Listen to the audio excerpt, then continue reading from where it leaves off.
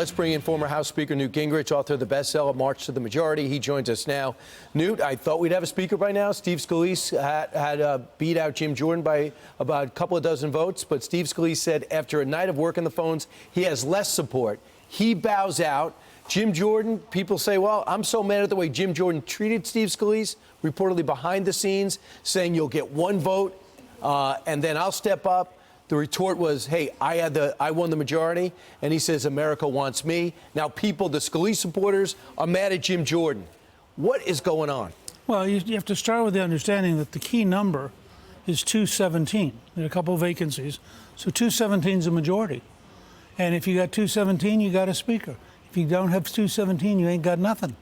And the question, they have nothing. Right now, they got nothing, and I think because of what's going on around the world, they should empower the pro tem Speaker McHenry to call the House back in on a bipartisan basis, pass aid to Israel, Ukraine, also to Taiwan and Maui. They're going to lace them together.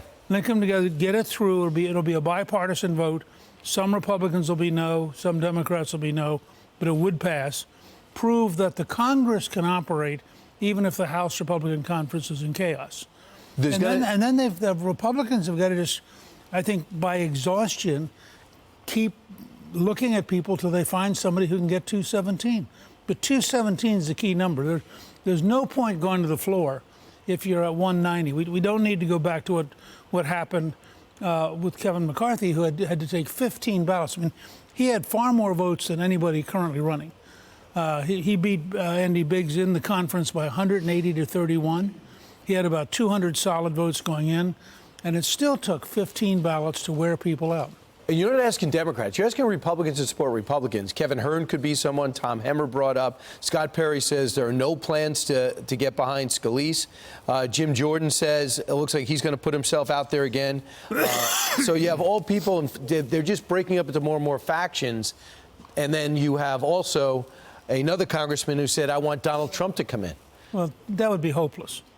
You cannot bring in an outsider. And being president, you get to hire and fire your cabinet.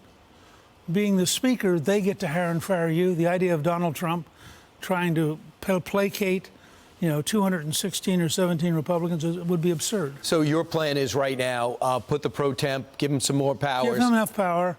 I mean, he has as much power as the House will give him. And the Democrats also want to pass this package. These are, there are real people dying. This is a real war. We don't have the luxury of saying, oh, let's get back together in 3 weeks. So there were 29 countries that prepared ways for their citizens to get out of Israel because of the war. We're not one of them. Right. In fact, there's rumors, there was some talk that the U.S. government says, fly commercial, and if we have to fly out, we'll make you pay.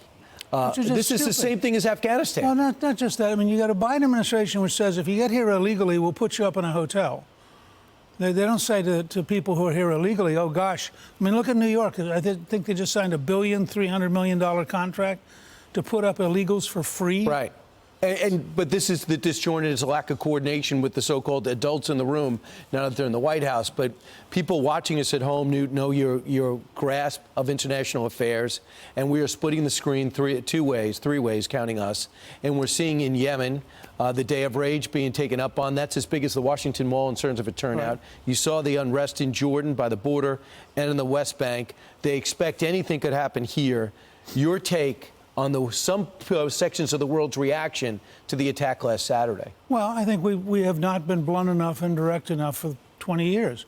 We keep trying to pacify people who are pretty open. I mean, the key message of Hamas is simple. Not a single Jew will remain. The message of Iran is simple. Death to America, death to Israel. We need to be honest and confront this head on, and we need to make people pay a cost for it. The truth is, if we thought about it totally differently, we are liberating the Palestinian people from a corrupt terrorist dictatorship. And they could have a much better future if we can destroy Hamas. We've been saying that my entire lifetime. Remember, without Yasser Arafat, the people of Palestine, the Palestinian people would be so much better off. Yasser Arafat would say, if I could create a peace, I'll be killed. Now you have Hamas, who wins every election and is in power and has more power than Fatah. And obviously, there's some support from Hamas out there.